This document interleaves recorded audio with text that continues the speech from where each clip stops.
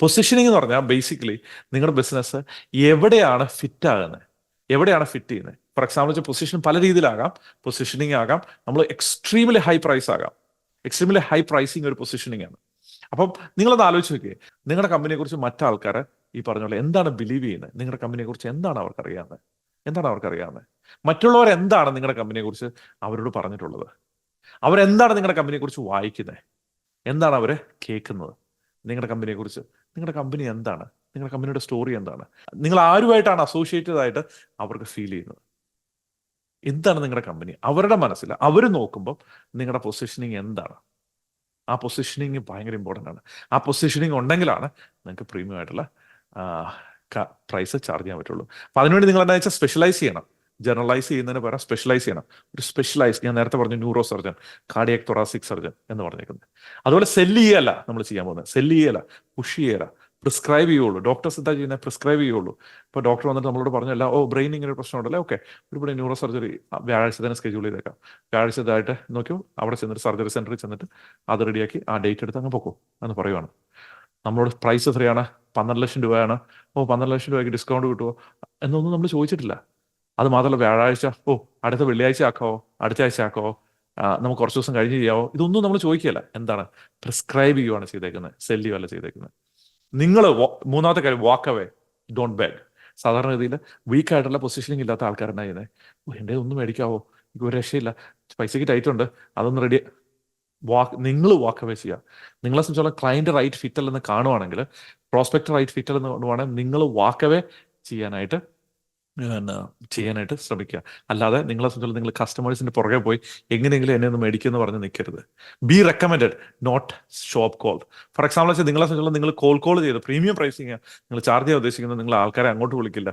Rolls Royce നിങ്ങളെ വിളിച്ചിട്ട്, അതെ റോൾസ് റോയ്സിൽ ഇപ്പോൾ ഒരു 50% ഡിസ്കൗണ്ട് ഉണ്ട് എന്ന് പറഞ്ഞ് നിങ്ങൾ അങ്ങോട്ട് വിളിക്കില്ല. ഓക്കെ, റെക്കമെൻഡ് ചെയ്യുവാണ്, വേറൊരാളെ റെക്കമെൻഡ് ചെയ്യുവാണ്. ഓക്കെ, നിങ്ങളൊന്ന് റോൾസ് റോയ്സ് ഒന്ന് ട്രൈ നോക്ക് എന്ന് പറഞ്ഞ് റെക്കമെൻഡ് ചെയ്ത് നിങ്ങൾ അങ്ങോട്ട് ചെല്ലുവാണ്. അപ്പോയിൻമെന്റ് ഉള്ളിയാണ്. ഫോർ എക്സാമ്പിൾ എന്ന് വെച്ചാൽ എല്ലാ സ്ഥലത്തും ഇംപ്ലിമെന്റ് ചെയ്യാൻ പറ്റണമെന്നില്ല, പക്ഷെ പറ്റുവാണെങ്കിൽ അപ്പോയിൻമെന്റ് ഉള്ളിയാണ്. നിങ്ങൾ അപ്പോയിൻമെന്റ് എടുത്താലേ നിങ്ങൾ അവരുമായിട്ട് കാണാൻ പറ്റുള്ളൂ. നിങ്ങളെ സംബന്ധിച്ചോളം ജസ്റ്റ് എപ്പോഴേലും സംസാരിക്കാൻ പറ്റില്ല. എപ്പോഴേലും നിങ്ങളെ സംബന്ധിച്ചോളം നിങ്ങൾ വിളിച്ചു കഴിഞ്ഞാൽ അപ്പം തന്നെ കിട്ടുമല്ല, ആൻസർ ചെയ്യാൻ വേണ്ടി ഇരിക്കുമല്ല. ക്ലിയർ ആണോ?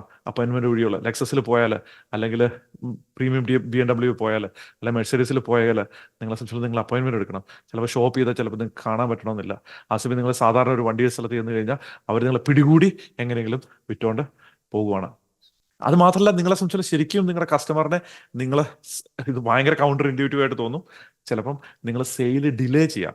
സെയിൽ ഡിലേ ചെയ്യാന്ന് പറഞ്ഞാൽ നിങ്ങളെ സംബന്ധിച്ചാൽ ശരിക്കും നിങ്ങൾ മേടിക്കാൻ റെഡി ആയിട്ടുണ്ടോ, ഒരാഴ്ചയോടെ ഒന്ന് ആലോചിച്ചിട്ട് പറയാവുന്ന സിറ്റുവേഷൻ നിങ്ങൾക്ക് ഉണ്ടാവും. എപ്പം നിങ്ങൾ പ്രീമിയം ആയിട്ടുള്ള പൊസിഷൻ നിൽക്കുമ്പോൾ. അപ്പോൾ നിങ്ങൾ വിചാരിക്കും അങ്ങനെ വന്നാൽ സെയിൽ പോകില്ലേ? തീർച്ചയായിട്ടും പോകില്ല.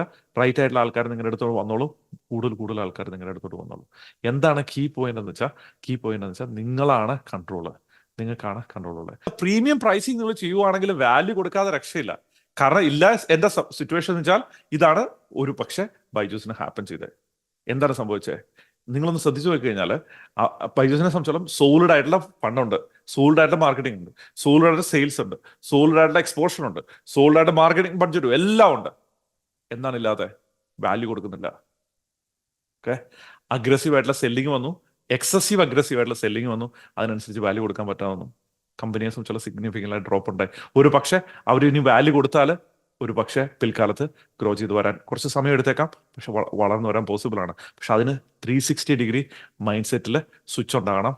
എങ്കിൽ മാത്രമേ ബേസിക്കലി നമുക്ക് അങ്ങനെ ഒരു കമ്പനി ടേൺ അറൗണ്ട് ചെയ്ത് വരാൻ പോസിബിൾ ആവുള്ളൂ.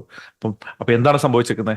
നിങ്ങളെ സംബന്ധിച്ചോളം ഭയങ്കര പബ്ലിസിറ്റി, ഭയങ്കര ഇതാണ്. അപ്പം നമ്മൾ പെട്ടെന്ന് കൺസ്യൂമേഴ്സ് വിചാരിക്കുകയാണ്, പെർസെപ്ഷൻ ഓഫ് വാല്യൂ ഉണ്ടല്ലോ, നോക്കി, ഇത്ര വലിയൊരു കമ്പനിയോട് എനിക്ക് വർക്ക് ചെയ്യാൻ പറ്റും, ഡിസ്നി ഇൻവെസ്റ്റ് ചെയ്ത കമ്പനി എനിക്ക് വർക്ക് ചെയ്യാൻ പറ്റുവാണ്, സൂപ്പറാണ്, എൻ്റെ മക്കളും വലുതാവും എന്ന് വിചാരിക്കുക. പക്ഷെ ആക്ച്വലിലേക്ക് വരുമ്പോൾ ആ റിസൾട്ട് കിട്ടുന്നില്ല. റിസൾട്ട് കിട്ടാതെ വരുമ്പോൾ എന്താ സംഭവിച്ചേ?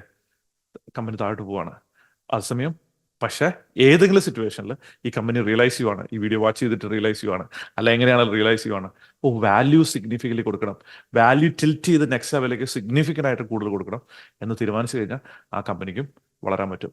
ഈ ഒരു കമ്പനിയുടെ കാര്യം മാത്രമല്ല, ഏത് കമ്പനിയുടെ കാര്യമാണെങ്കിലും നമ്മളെ സംബന്ധിച്ചോളം നമ്മുടെ ഫോക്കസ് എക്സസീവ് പ്രൈസിങ്ങിലേക്കായി, വാല്യൂ കൊടുക്കുന്നില്ലെങ്കിൽ ഒരു കാര്യമില്ല, ബിസിനസ് നെക്സ്റ്റ് ലെവലിലേക്ക് പോവുകയില്ല.